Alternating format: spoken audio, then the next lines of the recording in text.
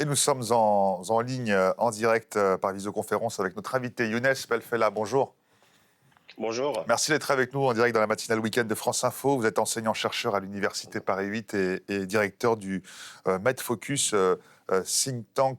Certains observateurs estiment qu'Israël risque de tomber dans le piège du Hamas en entrant dans la bande de Gaza, qu'il y aura inévitablement un bain de sang. On l'a vu malgré tout, cette incursion, j'allais dire, terrestre, cette riposte terrestre d'Israël, finalement, a été repoussée pour des raisons humanitaires.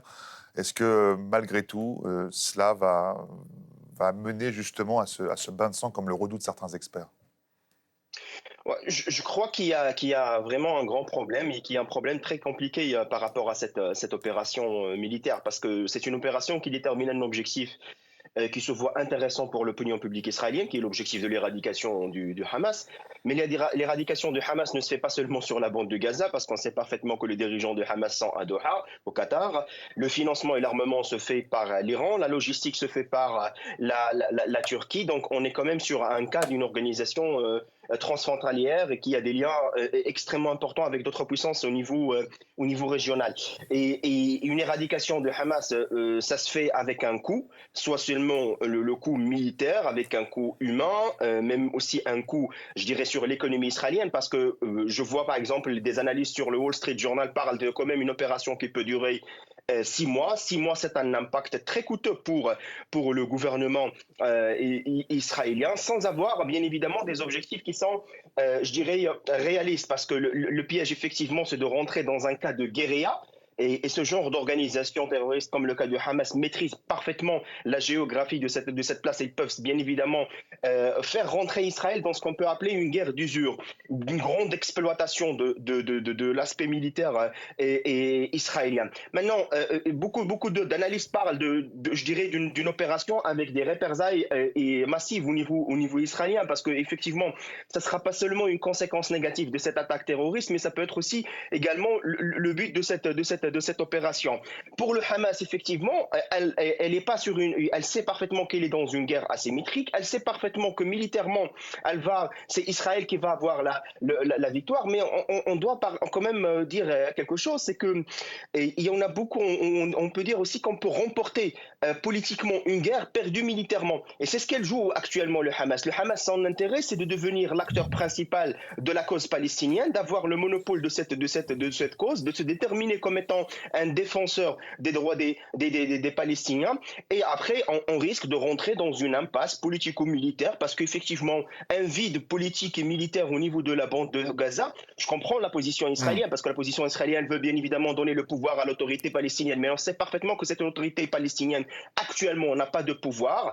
Quasiment, elle est presque, n'est plus populaire, n'est plus légitime, même en Cisjordanie. Donc, franchement, c'est un cas où on peut avoir des conséquences chaotiques sur le futur, sans parler bien évidemment de la question des otages qui peuvent être utilisés comme étant des boucliers humains Hmm. dans la bande de Gaza. Donc forcément, plusieurs scénarios se profilent à l'horizon, mais c'est des scénarios qui sont en majorité avec un grand risque, pas seulement d'impasse politique, mais c'est également un risque de diffusion de Younes cette guerre Belfella, sur toute la région. pardonnez-moi de vous interrompre. Il nous reste moins d'une minute. La France a jugé très préoccupant la situation à la frontière entre le Liban et Israël. On a appris il y a quelques heures seulement qu'Israël a lancé quelques frappes en provenance de la Syrie suite à des tirs sur le plateau du Golan, précisément. Est-ce que ce risque d'embrasement, il est sérieux? L'Iran affirme tout simplement eh bien, qu'il y a une opportunité politique pour éviter justement cette escalade, mais en tout cas, nous, on est prêts. Ouais, oui, clairement, l'embrasement, c'est clair que c'est un risque, mais ça rejoint l'idée de ce que je viens d'expliquer, c'est-à-dire le fait de faire rentrer Israël dans une guerre d'usure avec une multiplicité des fronts, c'est-à-dire avoir le front déjà de Hezbollah, Hmm. du Hamas, peut-être même de la Cisjordanie. Donc forcément, l'Iran sort de cette guerre régionale gagnante, parce qu'elle a bien utilisé ses proxys dans cette région. Maintenant, certes, c'est une guerre qui va avoir un avant et un après. C'est-à-dire que est-ce que ce sera vraiment une guerre qui peut construire une dynamique de négociation par la suite? C'est ça la question qui s'impose. Mais Merci. jusqu'aujourd'hui, Hmm. je vois pas cette perspective.